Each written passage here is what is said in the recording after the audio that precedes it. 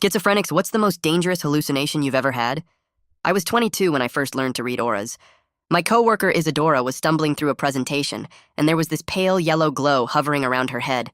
I rubbed my eyes, figured it was eye strain or the fluorescent lights. But then I heard it. Not exactly a voice, more like a thought that wasn't mine. Yellow is fear. She's terrified. I asked Isadora if she was okay after the meeting. She broke down crying about her performance anxiety.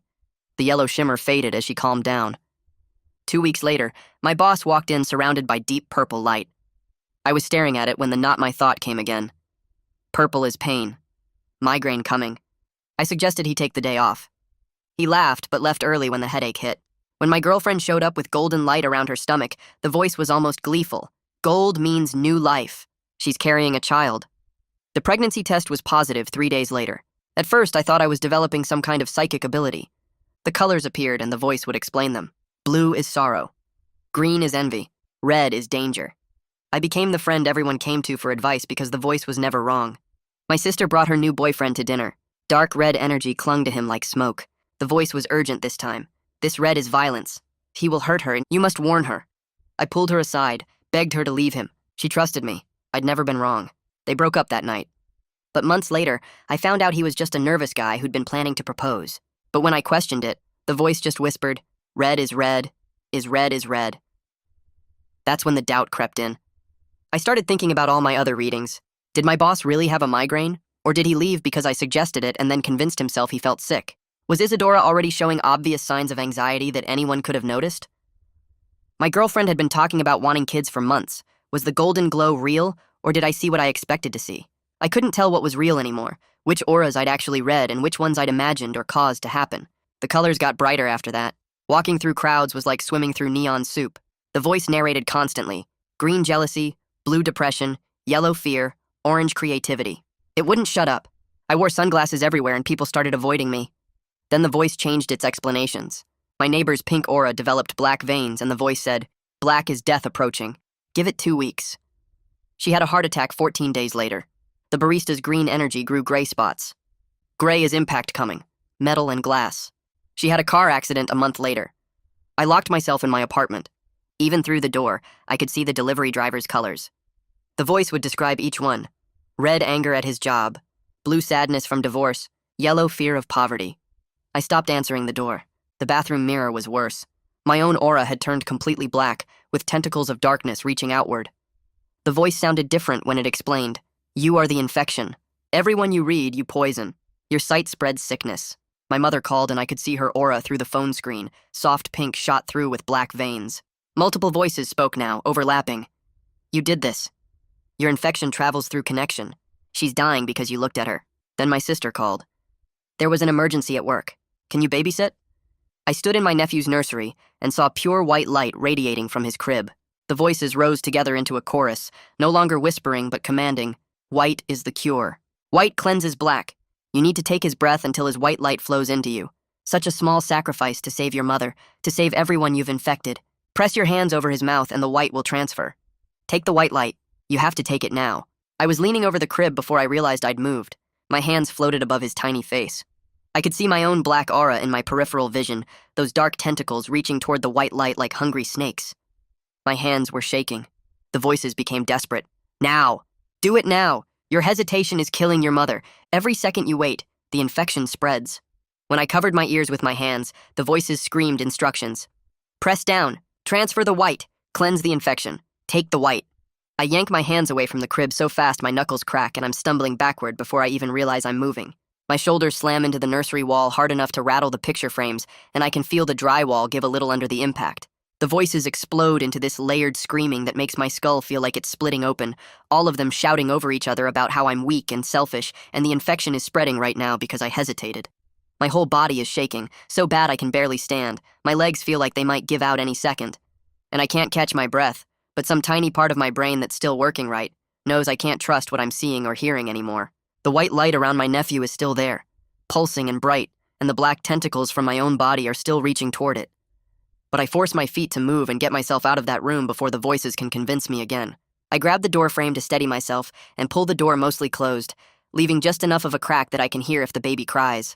And then my legs just stop working and I slide down the hallway wall until I'm sitting on the carpet. I press my palms against my eyes so hard I see these bright spots and flashes instead of colors, and the pressure helps a little, gives me something real to focus on. The voices are still going, but they've changed from screaming to this constant stream of accusations, telling me I'm weak, and my mother's pink aura with the black veins is getting worse every single second I waste sitting here.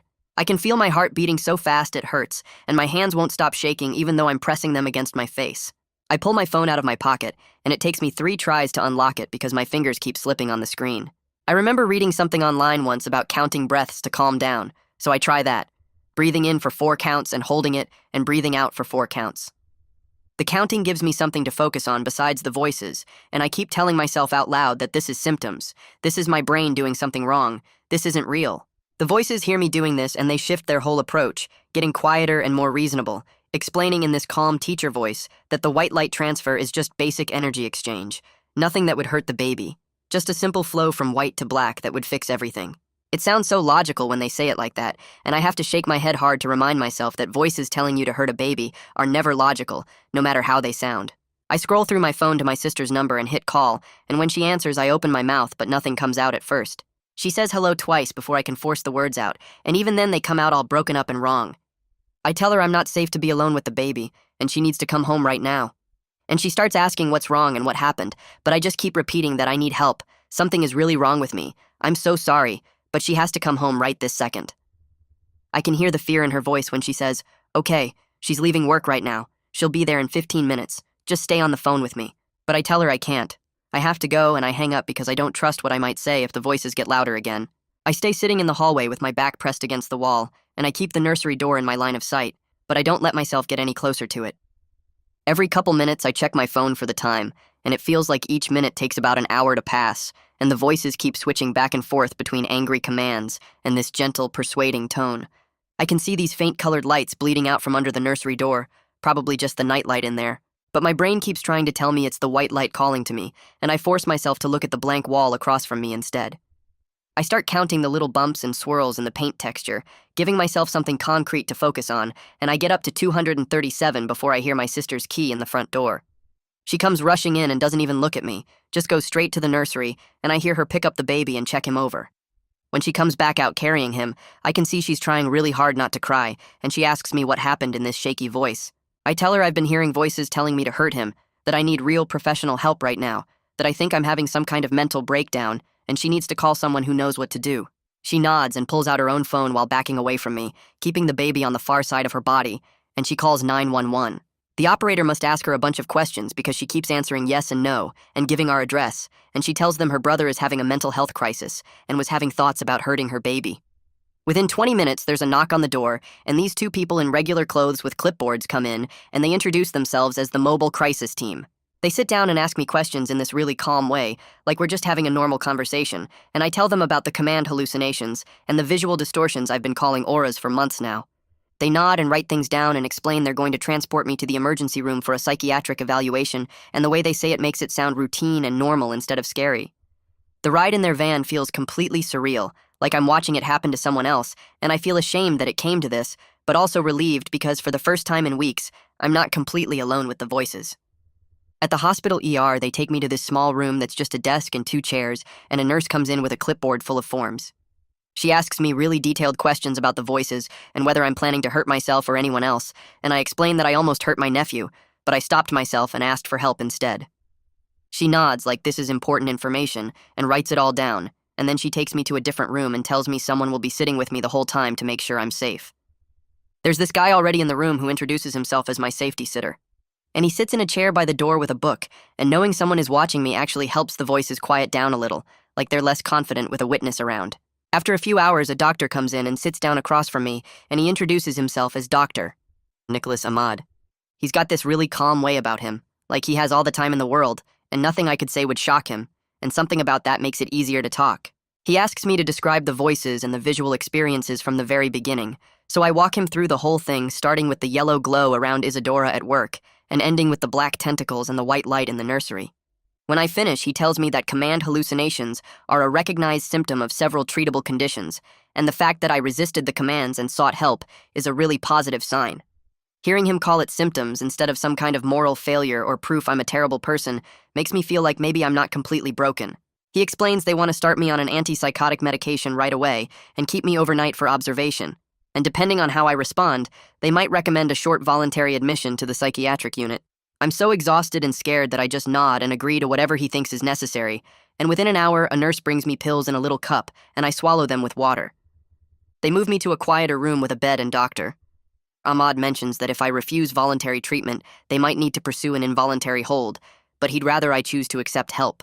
I tell him I'm choosing it because I know I'm not safe on my own yet, and he nods and makes a note in my chart before leaving me alone with a different safety sitter who settles into a chair with her phone. The medication makes everything feel heavy and slow, like I'm moving underwater. A nurse comes in every 15 minutes to check on me, shining a light in my eyes, and asking if I'm okay, and each time I nod because I don't have the energy to explain that okay feels like a word from another language right now. The voices are still there, but they sound different, like they're calling from down a long hallway instead of right inside my head, and when they try to tell me about colors or infections, their words get fuzzy and hard to follow. I sleep in short bursts between the nurse checks, dropping off for maybe 20 minutes before someone wakes me up again, and each time I wake up, the room looks a little more normal. The colored lights I've been seeing everywhere for weeks are still there when I look at the walls or the safety sitter, but they're dimmer now, more like those spots you see after looking at something bright instead of solid glowing halos. Around 3 in the morning I wake up, and the voices are just whispers, and I can actually think my own thoughts without them jumping in to narrate everything. Dr. Ahmad comes back in the morning looking fresh and rested, while I feel like I've been run over by a truck. He pulls up a chair and explains that they'd like me to agree to a voluntary admission to the psychiatric unit for a few days of intensive treatment and watching. He's really honest about it, telling me that if I'm still having command hallucinations about hurting people, they might need to do an involuntary hold, but he thinks I'll do better if I choose to accept help and participate actively in my treatment. I sign the voluntary admission papers because I get the reality of my situation now, and because some part of me is actually relieved to have other people making decisions while I can't trust my own brain. They move me to a different floor where everything is quieter, and there are more locked doors, and a nurse shows me to a small room with a bed and a desk and a window with bars on it. Once I'm settled in the psychiatric unit, they tell me I can make phone calls from the common area phone, and I force myself to call my sister first because I owe her an apology. When she answers, I can barely get the words out, but I manage to tell her I'm sorry for scaring her and putting her son at risk. She's trying to be supportive, but I can hear the fear and the not knowing what to say in her voice when she tells me she's just glad I got help before anything happened.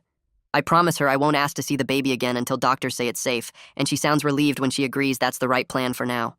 We hang up and I feel like I might throw up from shame. An hour later, my sister calls back and I can tell from her voice that something else is wrong.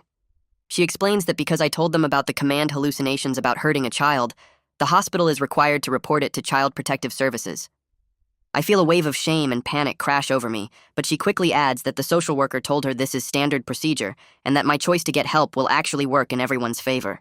I agree to cooperate fully with whatever CPS needs to do, understanding that I've put my nephew at risk, even though I didn't actually hurt him. After we hang up, I sit in the common area staring at nothing for a while. I force myself to call my workplace next and speak to my manager, explaining in really vague terms that I'm in the hospital dealing with a mental health crisis and won't be in for at least a week. She sounds concerned and tells me to focus on getting better, and she mentions that HR will probably reach out about medical leave paperwork.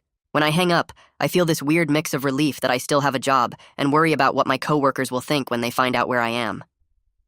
That evening, Dr. Ahmad sits with me for a longer session and provides what he calls psychoeducation about command hallucinations and psychotic symptoms. He explains that commands to harm others are actually a known symptom that many people experience without ever acting on them, and that the brain can make up really convincing false things during certain types of mental illness. Hearing him describe my experiences as medical symptoms that can be treated instead of moral failures or proof I'm a terrible person gives me the first real bit of hope I've felt in days. He uses simple words and draws diagrams showing how the brain can misfire and create perceptions that feel completely real but aren't based on anything external. The next morning, I attend my first group therapy session, feeling awkward and exposed as I sit in a circle with 7 other patients. When it's my turn to share, I mention the command voices and 2 other people nod like they know exactly what I'm talking about. One woman describes her own experience with voices telling her to hurt her sister and how she's learned to recognize them as symptoms and use coping skills instead of listening. Hearing that someone else went through this and didn't act on it makes me feel less like a monster and more like someone with an illness that can be managed. During an individual session with Dr. Ahmad later, we start mapping out patterns in when my symptoms got worse, and I realized that the visual distortions always seemed to spike when I was under fluorescent lights or hadn't slept well. He writes this down in his notes and explains that environmental triggers and not sleeping can definitely make psychotic symptoms worse. We create a list of my specific triggers so far, including bright lights, stress, and being alone for too long, and he suggests we'll work on managing these factors as part of my treatment plan. An occupational therapist visits in the afternoon and introduces himself as Jonas. He teaches me practical grounding techniques that are more concrete than anything I've tried before. He has me practice holding ice cubes until my hands hurt from the cold, doing paced breathing with a visual timer, and using a technique called 5-4-3-2-1, where I name things I can see, touch, hear, smell, and taste. These feel almost too simple to work, but when I practice them during a moment when I see faint colored lights around another patient, the lights actually fade faster than usual.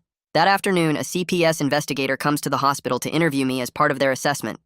She introduces herself as Inez Flores, and she's professional but not mean, as she asks detailed questions about what happened in the nursery, my relationship with my sister and nephew, and what steps I'm taking now.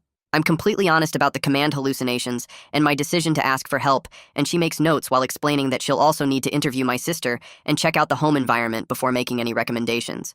When she leaves, I feel drained, but also like maybe I did the right thing by being truthful about everything. Back in my room that evening, I start writing in a notebook the hospital provided, creating a timeline of all the times I thought I was reading auras correctly.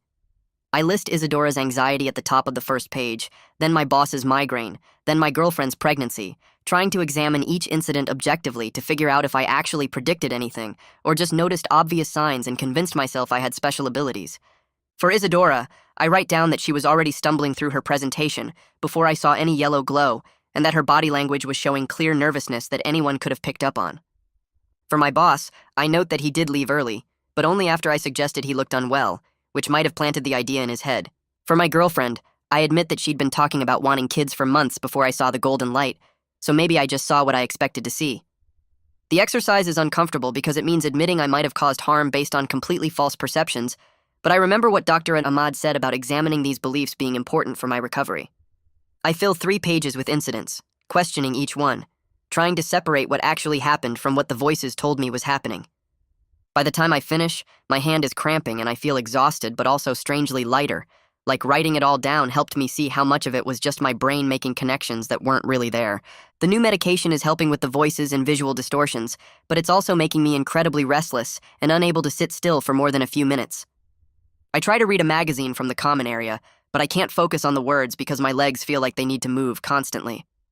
I pace around my small room, then walk the hallway, then come back and try sitting on my bed. But within seconds, I'm up again, feeling like I want to crawl out of my own skin. When the night nurse comes by for evening checks, I mention the restlessness, and she asks me specific questions about when it started and how severe it feels. She notes everything in my chart and says she'll make sure Dr. Ahmad knows in the morning so he can adjust my medication if needed. I spend half the night pacing my room, walking from the door to the window and back again, counting my steps to try to distract myself from the uncomfortable buzzing energy in my muscles.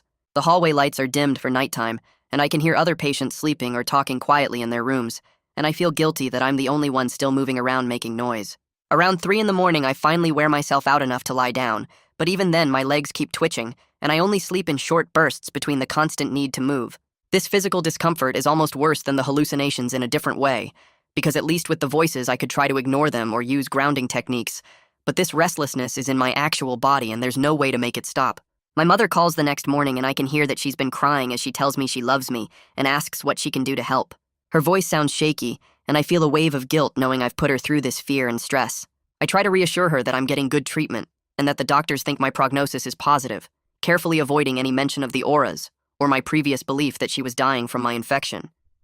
She asks a lot of questions about what the hospital is like and when I might be coming home, and I answer as honestly as I can while keeping the scary details vague. She wants to visit, but I ask her to wait a few more days until I'm feeling more stable, explaining that I'm still adjusting to the medication and dealing with some side effects. She sounds disappointed but agrees, then makes me promise to call her every day so she knows I'm okay.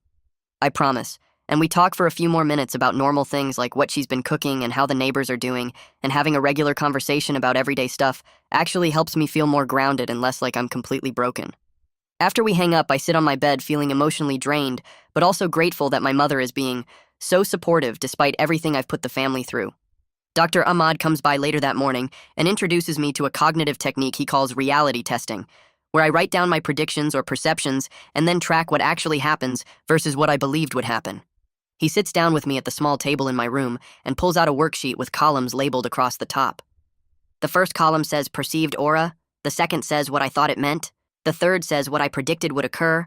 And the fourth says what actually occurred. He explains that the goal is to help me see the pattern of my brain, generating false connections and convincing explanations for random or misinterpreted events. He walks me through an example using a hypothetical situation, showing me how I would fill in each column and then compare my prediction to reality. The worksheet feels almost too simple, like something you'd give a kid in the school, but I understand the logic behind it, and I can see how it might help me catch myself when I start believing the false perceptions again. Dr. Ahmad leaves me with a stack of blank worksheets and tells me to use them whenever I notice myself making predictions or seeing patterns, and to bring the completed ones to our next session so we can review them together. I spend the afternoon working on the reality testing worksheet, starting with the incidents I remember most clearly. For the neighbor with the pink aura and black veins, I write down that I predicted death in 2 weeks, and she had a heart attack 14 days later. But then in the what actually occurred column, I add that I never actually spoke to her or knew anything about her health history, so I have no idea if she had known heart problems or warning signs I wasn't aware of. Maybe she'd been having chest pains for weeks and was already at high risk, or maybe she'd just had her annual checkup and gotten bad news from her doctor. I realize that the timing matching up doesn't prove I predicted anything. It just proves that heart attacks happen, and sometimes the timing is a coincidence. For the barista's car accident, I note that I predicted it a month in advance but never tried to warn her or prevent it, which seems significant now that I'm examining my own behavior honestly. If I really believed she was in danger, why didn't I say something to her? Why did I just watch and wait for it to happen so I could feel validated when it did? Writing this down makes me feel sick to my stomach because it shows me how much I was using other people's misfortunes to feed my delusion instead of actually caring about their safety. I fill out 3 more worksheets for other incidents, and each one shows me how I was either noticing obvious things everyone else could see or making predictions, so vague they could apply to almost anything, or taking credit for coincidences that had nothing to do with me. Inez comes back that afternoon to interview me again, this time with more specific questions about my support system and what safety measures I think would be necessary before I could be around my nephew again. She sits across from me in one of the private meeting rooms and has her notebook open, writing down everything I say. I tell her honestly that I think I need to prove medication compliance by taking my pills every day and having my blood levels checked regularly to make sure the drugs are working. I explain that I should attend outpatient therapy at least weekly, maybe more often at first, and keep all my psychiatry appointments without missing any. I mention that I probably need to have another adult present for any contact with the baby for the foreseeable future, maybe even for months or longer. Because I don't trust myself alone with him yet, and I don't think my family should have to trust me either until I've proven I'm stable. Inez seems to appreciate my insight into my own limitations and writes down my suggestions as part of her assessment notes. She asks about my relationship with my sister and whether I think our family can handle the stress of this situation, and I explain that we've always been close, but I understand that I've damaged that trust and it's going to take time to rebuild. She nods and makes more notes, then asks about my work situation and whether I have health insurance and a stable living situation, and I answer all her questions as completely as I can. Later that day, Inez interviews my sister at her home, and my sister texts me afterward to say it went okay, and that she explained our family dynamics and her concerns about safety. The text is longer than usual, and I can tell my sister is trying to be supportive while also being honest about her fears. She mentions that she told Inez about my history of being reliable and caring before this crisis, which she hopes will help with the assessment, but also that she was honest about needing clear boundaries and professional guidance before allowing me around her son again. She writes that Inez asked good questions and seemed fair, and that she felt heard during the interview. I text back thanking her for being honest and telling her I completely understand and support whatever boundaries she needs to set. I add that I'm grateful she's willing to consider any contact at all after what happened, and that I'll do whatever it takes to prove I'm safe and stable. She responds with a heart emoji and tells me to focus on getting better, and I feel a small bit of hope that maybe our relationship isn't completely destroyed. My HR manager, Pilar Stewart, emails me through the hospital's patient portal, asking for medical documentation and information about my expected timeline for return to work. The email is professional and carefully worded, mentioning that the company offers short-term disability and FMLA leave for medical situations. She suggests we set up a call once I'm discharged to discuss accommodations and transition plans. The email doesn't ask for details about my diagnosis, which I appreciate, though I'm anxious about whether I'll still have a job once they understand the severity of what I'm dealing with. I know that mental illness is supposed to be protected under disability laws, but I also know that plenty of people lose their jobs anyway when they have psychiatric hospitalizations. I write back a brief response saying I'll have documentation ready and I'll reach out once I have a discharge date, keeping it vague and professional. After I send the email, I sit staring at my phone feeling worried about money and rent and what happens if I can't work for a while. Dr. Ahmad comes by that evening and tells me he wants to adjust my medication to address the restlessness side effect. He explains that what I'm experiencing is called akathisia, and it's a known side effect of the antipsychotic I'm on. He adds a different drug that should help with the restlessness and slightly lowers the dose of the antipsychotic, explaining that we're trying to find the right balance where my symptoms are controlled, but the side effects are manageable. That night, I actually sleep for 6 solid hours, which is the longest stretch I've had in weeks. When I wake up the next morning, I notice immediately that the constant buzzing energy in my muscles is mostly gone, and I can sit still without feeling like I need to jump out of my skin. The voices are noticeably quieter, too, more like distant whispers than clear commands, and I have to strain to hear what they're saying. The colored lights I've been seeing around people are also less intense, though they haven't disappeared completely yet. When the morning nurse comes in to take my vitals, I can see a faint pinkish glow around her, but it's much dimmer than before, and I can easily ignore it. I feel cautiously hopeful that the medication adjustments are working, and that maybe I'm actually going to be able to function normally again. I try calling my girlfriend to explain what's been happening, but the conversation is awkward and painful from the very first moment. She answers, but her voice sounds distant and careful, like she's talking to a stranger instead of someone she's been dating for 2 years. I try to explain about the hospitalization and the diagnosis and the medication, but I can hear her getting quieter and more withdrawn as I talk. When I finally stop talking, there's a long silence before she admits she needs some space to process everything. She says she cares about me, but she's scared and doesn't know how to support someone going through this. She mentions that her aunt had schizophrenia, and it was really hard on the whole family, and she's not sure she can handle being in a relationship with someone who has this kind of mental illness. I feel my chest tighten as she talks, knowing where this conversation is heading but hoping I'm wrong. She says she needs time to figure out if she can handle this, if she's strong enough to be with someone who might have episodes or need hospitalization again. We agree to take a break while I focus on treatment, and I can hear that she's crying a little when we say goodbye. After we hang up, I sit on my bed feeling crushingly alone, despite being surrounded by hospital staff and other patients in nearby rooms. I understand why she needs space, and I don't blame her for being scared, but it still hurts knowing that my illness has cost me this relationship on top of everything else it's taken from me. The next morning, I have my individual therapy session scheduled with Dr. Ahmad, and I walk down the hallway to his office feeling nervous about what we're going to talk about. He sits across from me with my chart open and asks me to walk him through those early moments when I thought I was reading auras correctly, starting with Isadora and the yellow glow during her presentation. I describe how I saw the pale yellow light and heard the voice say she was terrified, and how when I asked her about it afterward, she broke down crying about her anxiety. Dr. Ahmad nods and asks me to think about what I actually observed before I saw the yellow glow. And I realize now that Isadora had been stumbling over her words, her hands were shaking, and she kept looking down at her notes instead of at the audience. He points out that I might have picked up on obvious body language signals that anyone could have noticed, and when I told her I sensed she was scared, I basically gave her permission to confirm what I'd guessed based on normal observation. The yellow glow and the voice came after I'd already noticed her anxiety, not before, which means I was interpreting coincidence as prediction. We go through my boss and the purple migraine light next, and Dr. Ahmad asks if my boss had shown any signs of not feeling well that morning.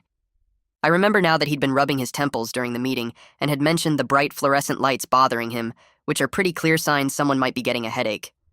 When I suggested he take the day off, I might have planted the idea in his head, and then when he did develop a headache later, he remembered my suggestion, and it seemed like I'd predicted it.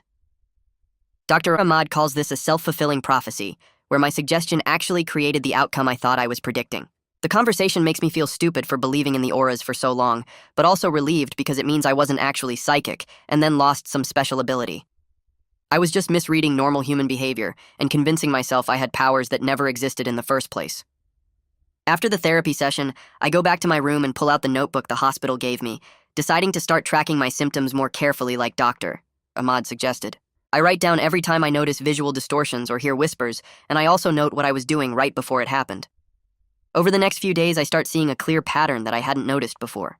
The colored lights and voices get worse about an hour after I drink coffee from the hospital cafeteria, and they also spike when I skip meals or go too long without eating.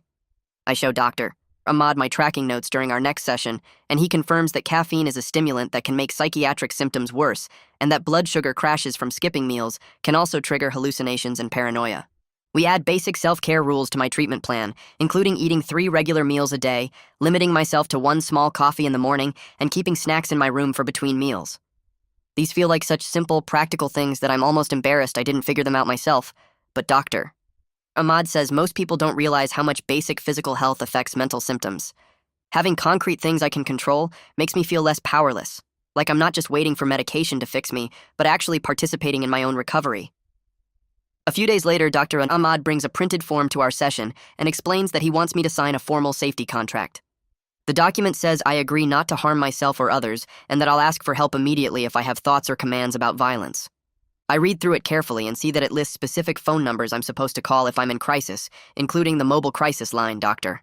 Ahmad's office emergency number, and 911 if I'm in immediate danger.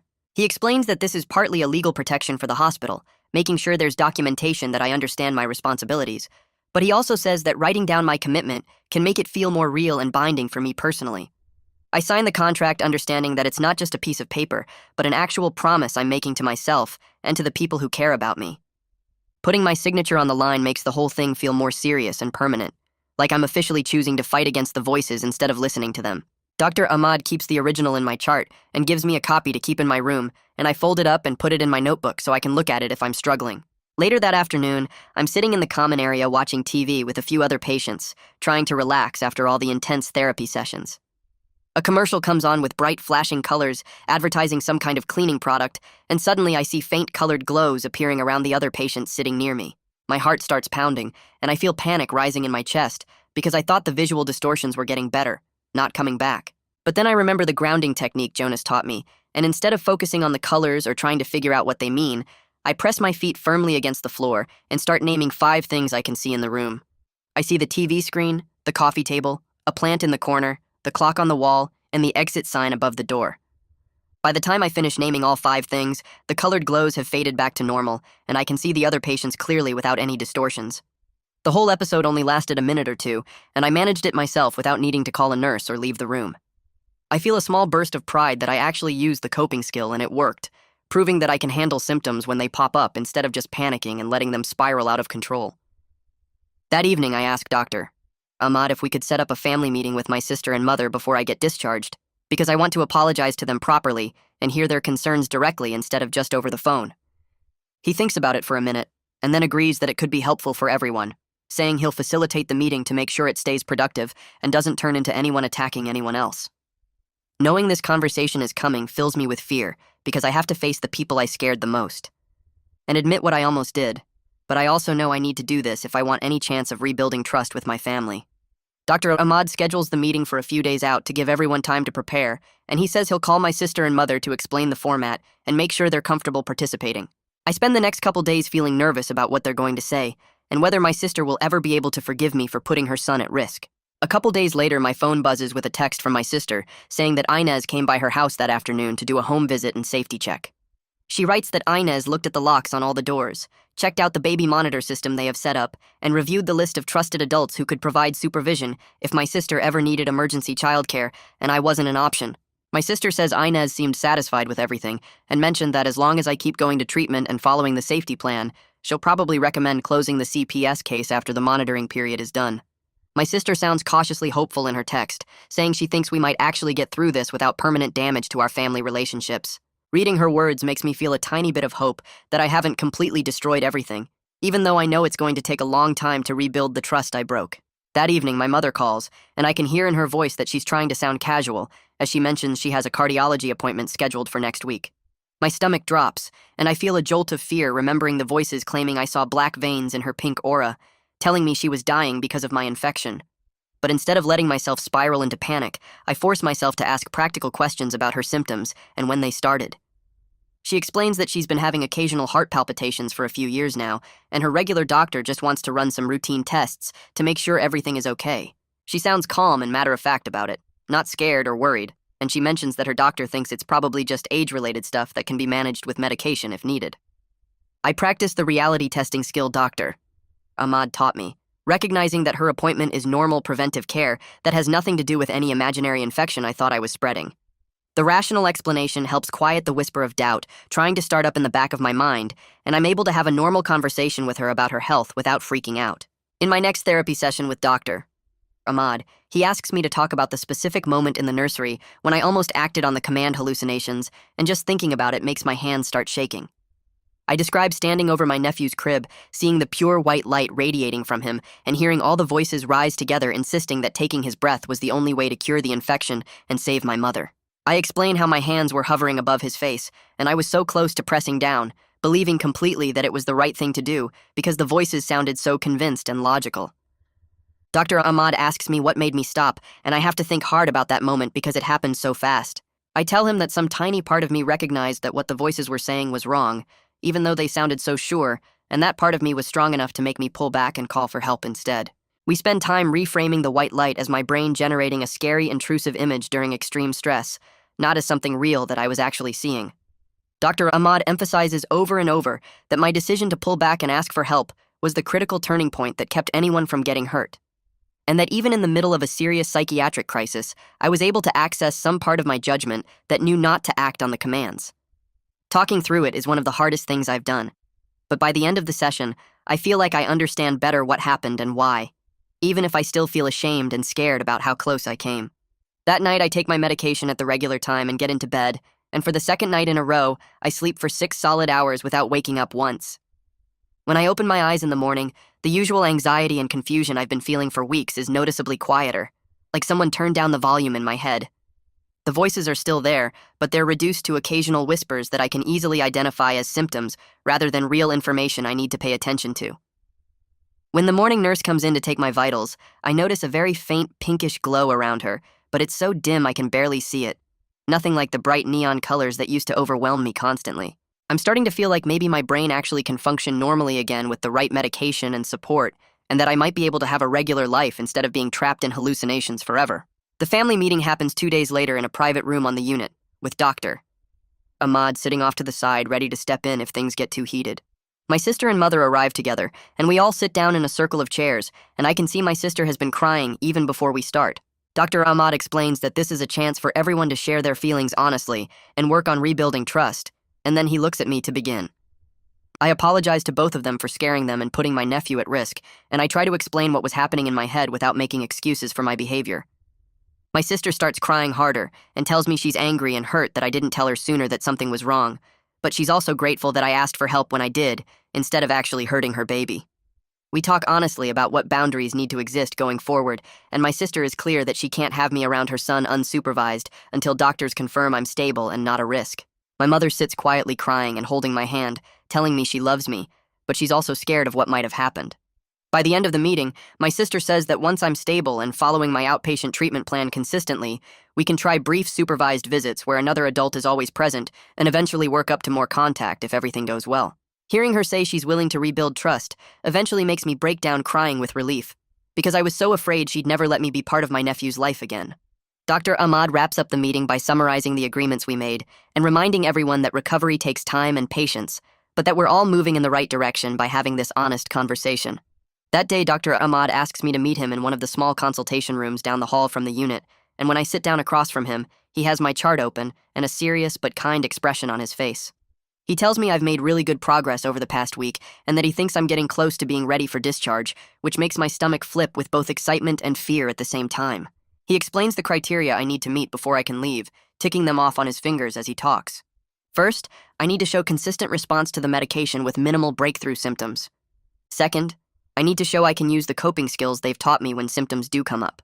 Third, I need a solid safety plan with people to call and steps to follow if things get bad. Fourth, I need to have outpatient appointments already scheduled so there's no gap in treatment. He looks at me carefully and says, if I keep improving like I have been, he estimates I could be ready to go home in another 2 or 3 days, maybe 4 at most. The timeline feels both too fast and too slow because part of me is desperate to get out of here and sleep in my own bed and have some privacy, but another part of me is scared about leaving this safe bubble where nurses check on me and doctors are always available and I don't have to make any real decisions. I tell him I understand the criteria and I'll keep working on everything, and he nods and makes some notes in my chart before standing up to leave. Back in my room that evening after dinner, I pull out the notebook the hospital gave me and start working on what Dr. Ahmad called a crisis plan. I write warning signs at the top of the first page and start listing everything I can think of that might mean my symptoms are getting worse. The voices getting louder or more frequent, seeing bright colors around people again, feeling like I need to avoid mirrors or certain lights, not being able to sleep for more than a few hours, feeling like I'm spreading infection or hurting people by being near them. I fill up almost a whole page with warning signs, trying to be as specific as possible so I'll actually notice if things start going downhill. On the next page, I write coping skills to try and list all the techniques Jonas and the other staff have taught me. The 5-4-3-2-1 grounding method where I name things I can see and touch and hear. Running cold water over my hands or holding ice cubes. Paced breathing with counting. Calling the voices what they are, just symptoms, not real information. Taking my medication at the exact same time every day. Getting outside in natural light. avoiding fluorescent lights and too much caffeine. The list gets pretty long, and I feel a little proud that I've actually learned all these concrete things to do instead of just hoping the symptoms go away on their own. Then I start a new page with people to call for help and create a hierarchy like doctor, Ahmad suggested. Number 1 is my outpatient therapist once I have one assigned. Number 2 is doctor, Ahmad's office number during business hours. Number 3 is the mobile crisis line that's available 24/7. Number 4 is 911 if I'm in immediate danger of hurting myself or someone else. I write all the phone numbers down carefully, and then I add my sister's number with a note that says, only if I need someone to talk to, not if I'm having active symptoms about hurting people. Having it all written down in order makes me feel more prepared, like I'm creating a roadmap I can follow when my brain isn't working right and I can't think clearly about what to do next. The next morning in group therapy, there are 8 of us sitting in the circle of chairs in the common room, and when it's time for sharing, a guy named Noah, who I've seen around but haven't talked to much, raises his hand. He's probably in his 30s with a beard and tired eyes, and when the therapist running group calls on him, he takes a deep breath and starts talking about his relapse. He explains that he was doing really well for 6 months, taking his medication, going to therapy, managing his symptoms, feeling almost normal.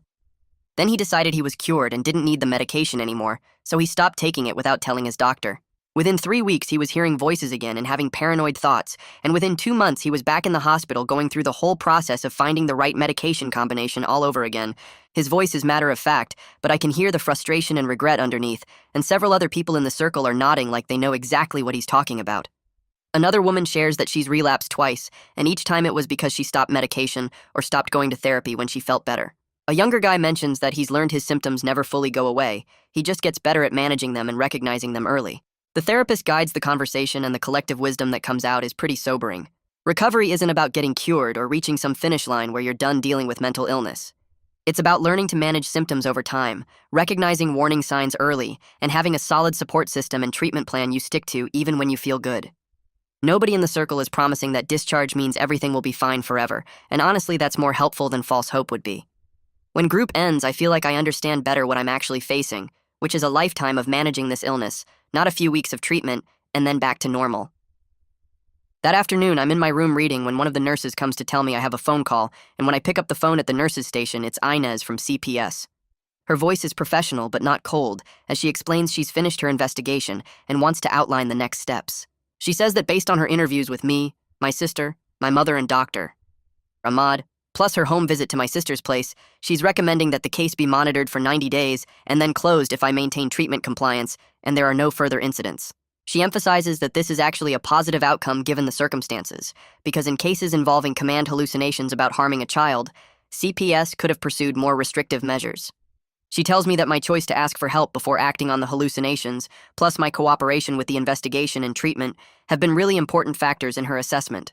The monitoring period means I'll need to keep going to all my appointments, take my medication as prescribed, and follow the safety plan about not being alone with my nephew. She'll do one more home visit in 30 days to check on how things are going, and if everything looks good at the 90-day mark, she'll recommend the case be closed completely. I thank her for being fair and thorough with the investigation, and I tell her I'm committed to following every single requirement she's outlined, because I understand how serious this is. After we hang up, I feel a weight lift off my shoulders, because 90 days of monitoring is way better than losing contact with my family forever, or having the case stay open indefinitely. I check my email on the hospital computer later that day, and there's a message from Pilar in HR with several attachments. The email explains that she's sending me the FMLA paperwork I need to fill out for medical leave, along with information about the company's short-term disability benefits. She writes that if I'm approved for disability, it would cover 60% of my salary while I'm out on medical leave, which would help with rent and bills and medication costs. The financial relief of knowing I'll have some income is huge, because I've been lying awake at night worrying about how I'm going to pay for everything if I can't work. Pilar's email also suggests we schedule a phone call for after I'm discharged to talk about a gradual return to work plan and discuss any accommodations I might need when I come back.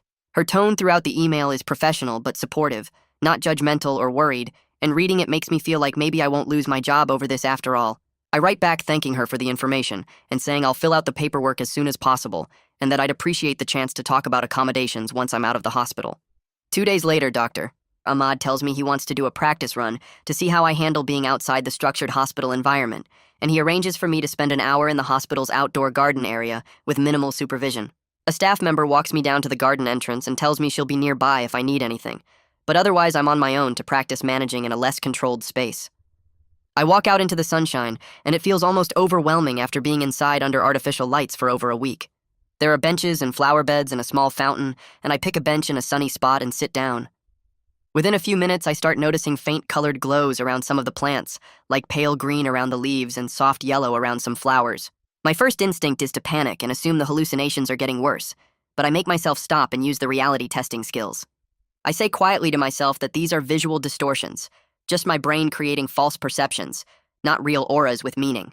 I focus on the physical sensations instead, pressing my feet flat against the ground and feeling the warmth of the sun on my face and the hardness of the bench under me.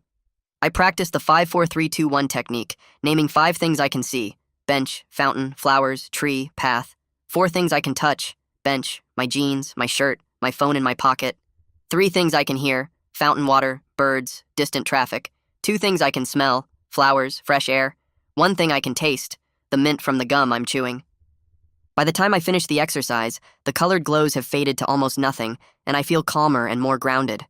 I spend the rest of the hour just sitting and breathing and practicing, staying present, and when I go back inside and report to Dr. Ahmad that I managed the symptoms successfully without staff intervention, he makes a note in my chart and says, "This is good evidence that I'm ready for discharge soon." That evening, I'm lying on my bed scrolling through my phone when I come across the Notes app, where I've been keeping detailed records about people's auras for months. There are pages and pages of entries with names and dates and descriptions of colors and what I thought they meant and predictions I made. I start reading through them and I feel sick, because now I can see how delusional it all was, how I was creating patterns and meanings out of random visual distortions and confirmation bias. I think about Dr. Ahmad's explanation of how my brain was generating false perceptions and convincing explanations, and I understand that keeping these notes would just make it easier to fall back into that delusional thinking if my symptoms get worse again. I select all the notes and hover my finger over the delete button, and for a second I hesitate because it feels like I'm erasing part of my identity, this thing I thought made me special and useful to people. But then I remember standing over my nephew's crib with my hands reaching toward his face, and I press delete and watch all the entries disappear. I go through my phone more carefully after that, deleting photos where I thought I'd captured auras, removing voice memos where I'd recorded my predictions, clearing out everything related to what I'd believed were my abilities. It feels strange and sad, like I'm letting go of something I thought was real and important. But I also feel a sense of relief, like I'm closing the door on a dangerous delusion and choosing reality instead. The mix of loss and relief sits heavy in my chest as I put my phone away and try to sleep. Late that night, I wake up suddenly, and the overhead light in my room looks wrong somehow, like it has dark shapes extending from it toward my bed. I blink hard and rub my eyes, but the shapes are still there, black tentacles reaching across the ceiling toward me, and I hear a faint whisper saying something about infection spreading. My heart starts pounding, and I feel the familiar pull of panic, the urge to believe what I'm seeing is real and meaningful. But instead of lying there and letting it spiral, I force myself to get out of bed and walk to the bathroom. I turn on the cold water in the sink and stick my hands under the stream, and the shock of the cold against my skin jolts me back into my body. I keep my hands under the water for a full minute, focusing on the temperature and the sensation and the sound of the water running. I look at my face in the mirror and say out loud that this is just a symptom flare, a brief hallucination, not reality. The black tentacles are just my brain creating false images, and the whisper is just an intrusive thought, not a real message about spreading infection. I dry my hands and go back to my room, and the tentacles are already fading, becoming less solid and defined. Within a few more minutes, they're completely gone, and the light looks normal again. I get back into bed feeling proud that I managed the symptom myself, using the techniques Jonas taught me, and I'm able to fall back asleep, knowing I handled it without needing to call for staff help. The next morning, Dr. Ahmad comes to my room with a packet of papers and tells me we're going to work on completing my WRAP together, which stands for Wellness Recovery Action Plan. He explains it's basically a detailed guide I'm creating for myself about how to stay stable, what to watch out for, and what to do if things start going wrong. We start with a section called Daily Maintenance, and I list out all the things I need to do every single day to keep myself healthy.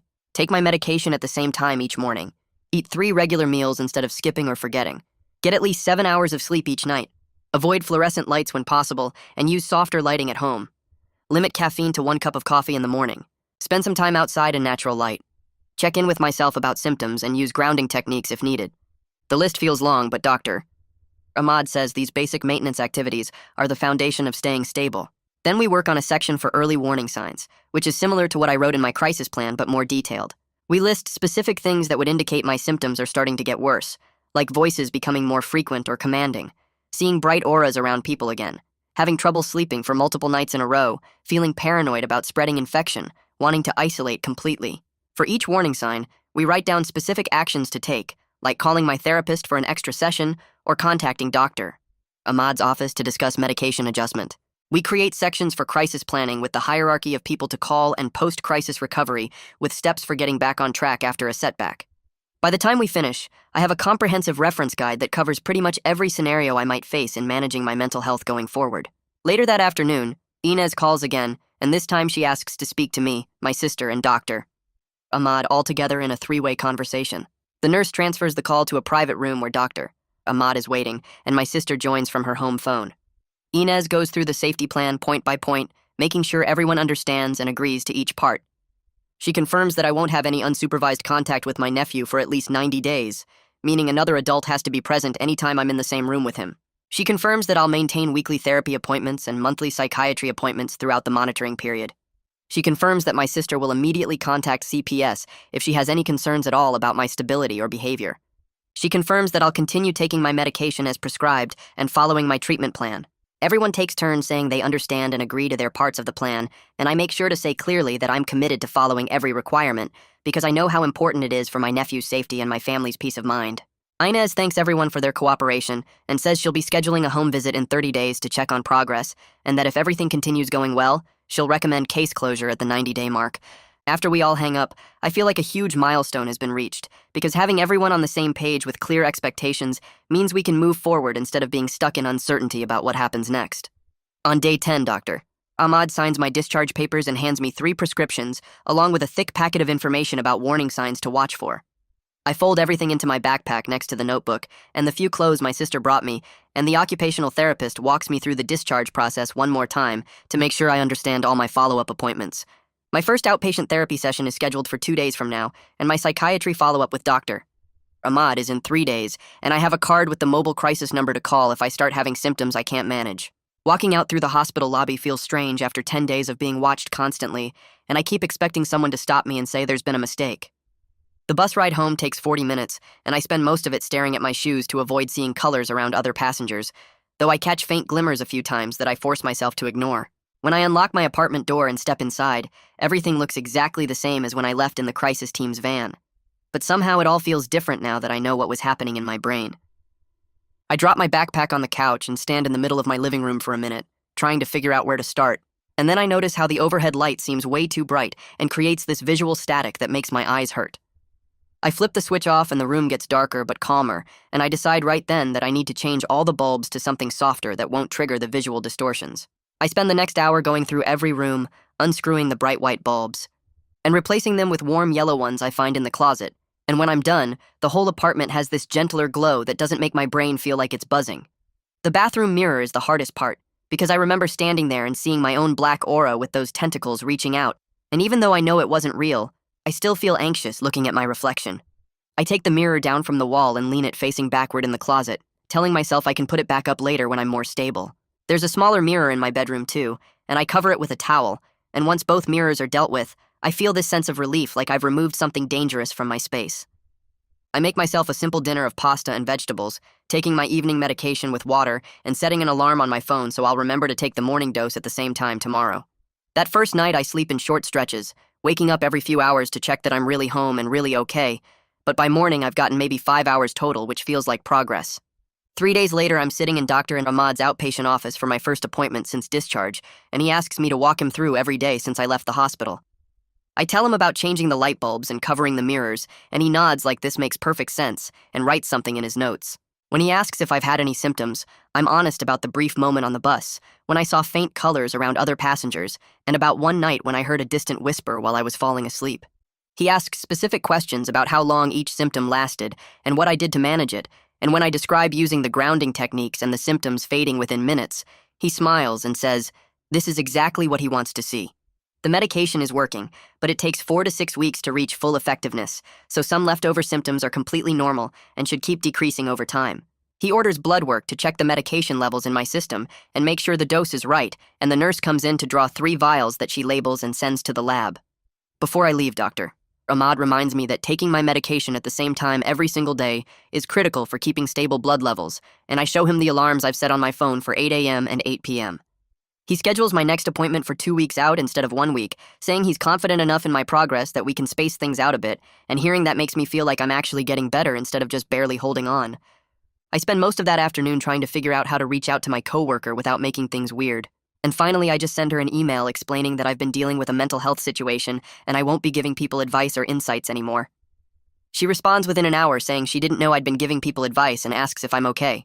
I write back clarifying that I'd been making assumptions about people based on things that weren't real, and I need to set better boundaries going forward about not commenting on other people's lives or feelings. Her next email is supportive and kind, telling me to take whatever time I need to focus on getting better and that everyone at work misses me. I feel this wave of relief reading her words because I'd been so worried that people would think I was crazy or dangerous, but she just sounds concerned and caring like a normal friend would be. I save her email in a folder so I can read it again if I start spiraling into shame about what happened. My mother calls that evening while I'm making dinner, and I can hear the smile in her voice before she even tells me her news. The cardiologist found a manageable heart rhythm problem called an arrhythmia that can be controlled with a low-dose medication, and she needs to cut back on caffeine and come in for regular checkups, but there's no sign of serious heart disease. She'll be fine with these simple changes, and the doctor said lots of people have this same condition and live completely normal lives. I feel this huge weight lift off my chest, hearing that her health issue is real and treatable, not some mysterious infection I spread to her through my hallucinations. When I tell her how relieved I am, she gets quiet for a second, and then says she knows I was worried about her, and she's glad we can both stop worrying now. We talk for another 20 minutes about normal things like what she's cooking for dinner, and whether she should get a new couch, and having a conversation that's just regular family stuff instead of crisis management feels like another piece of my life clicking back into place. A month after my discharge, Inez shows up at my sister's house for the scheduled home visit to review how everything is going.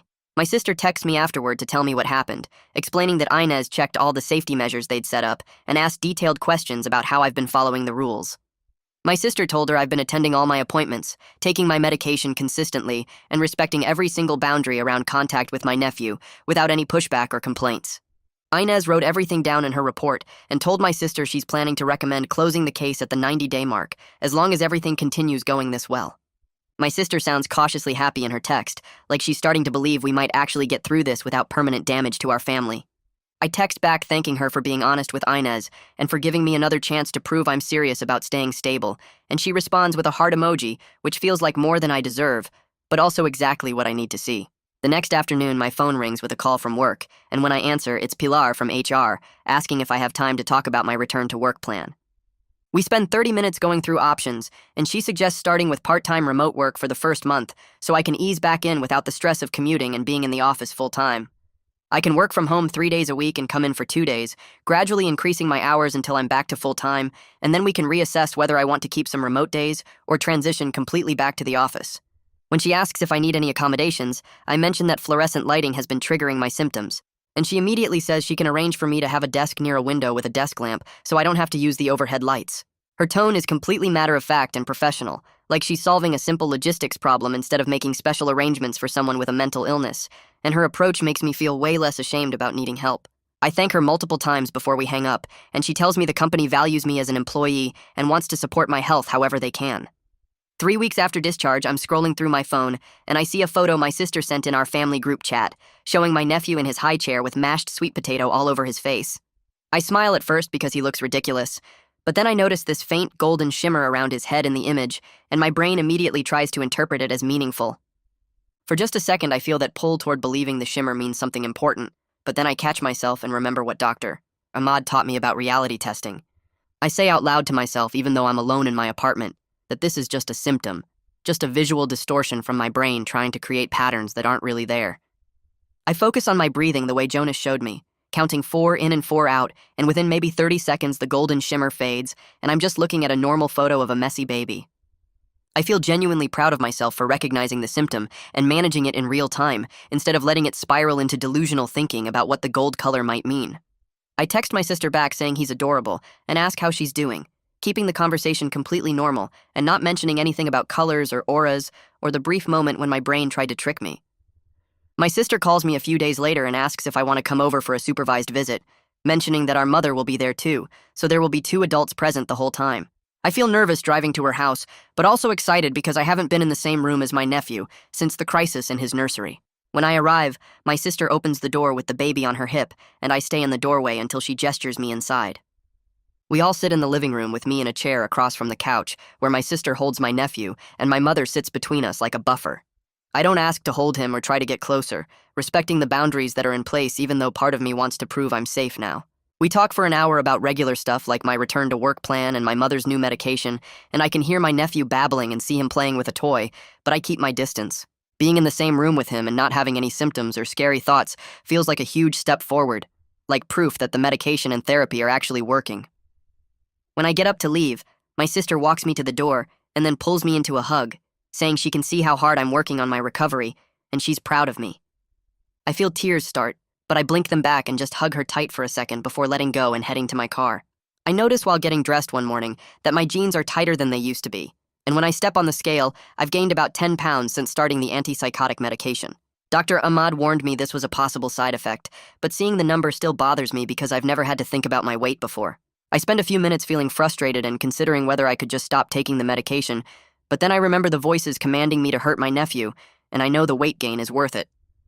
Instead of stopping my medication, I go through my kitchen and get rid of the chips and cookies and frozen pizzas, replacing them with vegetables and fruit and lean protein. I start taking walks around my neighborhood every evening after dinner, just 20 or 30 minutes of moving my body and getting outside. The weight gain still bothers me when I think about it, but I'm learning to accept that managing my illness means accepting some side effects that are inconvenient, but not dangerous. I'd rather be 10 pounds heavier and stable than thin, and hearing voices telling me to hurt people, and every time I take my medication, I remind myself that this trade-off is worth it for keeping my brain working right. A few weeks later, I find a flyer at my therapist's office advertising a peer support group for people with psychotic disorders that meets every Thursday evening at a community center across town. I spend 3 days talking myself into going, and 3 more days talking myself out of it before I finally drive to the address on Thursday night and park outside the building. The meeting room has a circle of folding chairs and 8 people already sitting when I walk in, and I take a seat near the door in case I need to leave quickly. The facilitator welcomes me and explains that sharing is voluntary but encouraged, and then people start going around the circle talking about their week and their symptoms and their medication side effects. When it's my turn, I feel my face get hot and my hands start shaking. But I force myself to talk about the crisis in my nephew's nursery and how I almost acted on the command hallucinations before I pulled back and asked for help instead. A woman across the circle nods and says she's been there too, hearing voices telling her to hurt her sister, and she's proud of me for recognizing it as a symptom and getting help. A man in his 50s says my story reminded him of his own turning point 15 years ago when he called 911 on himself, and that choosing help over the voices was the hardest and most important decision he ever made. After the meeting ends, several people come up to thank me for sharing, and I realize that being honest about my experience might actually help other people feel less alone in their struggles. I drive home feeling lighter than I have in months, like maybe having this illness doesn't mean I'm broken or dangerous, just sick in a way that requires ongoing management and support from people who understand. On a Tuesday morning, exactly 90 days after the crisis, my phone rings, and it's my sister calling with a shaky voice that makes my stomach drop until she says she's crying happy tears. Inez sent her a letter officially closing the CPS case, stating that all requirements have been met and no further monitoring is needed. The letter notes my consistent treatment compliance, the safety measures we have in place, and the positive reports from my treatment providers. My sister reads parts of it to me over the phone, and I can hear the relief in her voice when she says this feels like a major milestone in rebuilding trust and moving forward as a family. I thank her for being patient with me and for giving me the chance to prove I'm taking my recovery seriously. And when we hang up, I sit on my couch for a long time, just feeling grateful that I didn't permanently destroy my relationship with the people I love most. That same week, Pilar emails me asking to schedule a video call to finalize my return to work transition plan, and we spend an hour going through the details and accommodations. We agree that I'll start coming into the office 2 days a week next month and work from home the other 3 days, giving me a gradual re-entry that won't overwhelm me. She's arranged for me to have a workspace near a window with natural light, instead of under the fluorescent panels, and I'll have the flexibility to take breaks if I'm feeling symptoms or need to use my grounding techniques. I tell her I'm nervous about seeing my coworkers again and worried they'll treat me differently now that they know I had a mental health crisis. But I'm also ready to start rebuilding the normal parts of my life and proving to myself that I can function in the world again. Pilar assures me that my medical information is confidential and that she'll only share what I authorize her to share, which makes me feel more in control of the situation. The next afternoon, I sit at my kitchen table with a blank piece of paper and start writing a letter to my nephew that I plan to give him when he's old enough to understand what happened when he was a baby. I write about my illness and the voices I was hearing, explaining that I was very sick and my brain wasn't working right. I describe the moment in his nursery when I almost listened to the commands, but chose to ask for help instead. And I write about all the treatment and therapy I've done since then to get better. I tell him about the boundaries that were put in place to keep him safe, and why I had to stay at a distance for a while, emphasizing that none of this was his fault and that I love him even though I couldn't be close to him during that time. Writing the letter helps me process my own feelings of guilt and shame, forcing me to put the experience into words that a child could eventually understand. It feels important to document my perspective so he'll know someday that I recognized I was dangerous and chose to protect him instead of acting on what my broken brain was telling me to do. I fold the letter and put it in an envelope with his name on it, storing it in my desk drawer for the future. The following weekend, my family has dinner together at my sister's house with clear ground rules established beforehand about supervision and boundaries. I sit across the table from my nephew's high chair and watch him smear mashed sweet potato on his face, while my sister and mother and I talk about normal everyday things like the weather and our mother's garden and a movie my sister watched. I don't ask to hold him or try to get closer than the agreed-upon distance, respecting the boundaries that are in place, even though part of me wants to prove I'm completely safe now. After dinner, I help my sister clean up the kitchen, washing dishes while she puts away leftovers, and we talk about her plans to take the baby to a music class and my plans to start back at work.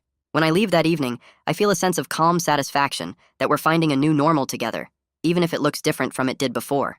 The relationships aren't the same as they were before the crisis, but they're healing in a realistic way that acknowledges what happened while moving forward.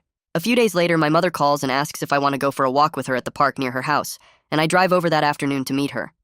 We walk the loop trail together, and she tells me she's feeling much better on her heart medication and has more energy than she's had in months. The cardiologist is happy with her progress and expects she'll be able to manage the arrhythmia long-term with the current treatment plan. I ask her how she's doing emotionally with everything that happened, and she admits she's been seeing a therapist herself to process the fear and stress of watching her son go through a mental health crisis. She says it helps to talk to someone about her worry and her guilt about not noticing I was sick sooner, and I tell her there's no way she could have known since I was hiding it and convincing myself it was a psychic ability. Our conversation feels closer and more honest than it has in years, like we're both acknowledging the reality of what happened instead of pretending everything is fine. I have a follow-up appointment with Dr. Ahmad where we sit in his office reviewing my progress over the past 3 months since I was discharged from the hospital. He asks detailed questions about my symptoms, and I'm honest that the voices have decreased significantly to occasional whispers I can easily identify and dismiss, and the visual distortions only happen now when I'm very tired or stressed. He examines my medication log and lab results, noting that my levels are good, but that the weight gain is becoming significant enough to address. He adjusts my prescription slightly, lowering the dose of the antipsychotic a bit and adding a medication that should help with the metabolic side effects while maintaining symptom control. We agree to move to monthly appointments instead of weekly since I'm doing so well and showing good insight into my condition, but he reminds me that I'll likely need to stay on medication long-term and continue therapy. He's pleased with my stability and commitment to treatment, and he emphasizes that recovery isn't about being cured, but about learning to manage symptoms and recognize warning signs before they escalate. The next day, Pilar sends me an email confirming that my part-time remote work arrangement will start next Monday, with all the details about my schedule and information about accessing the office on my in-person days. I'll be working from home Monday, Wednesday, and Friday, and coming into the office Tuesday and Thursday to start rebuilding my presence with the team. She's attached instructions for the building access card and parking pass, and she reminds me that I can reach out anytime if I need additional support or adjustments to the accommodations.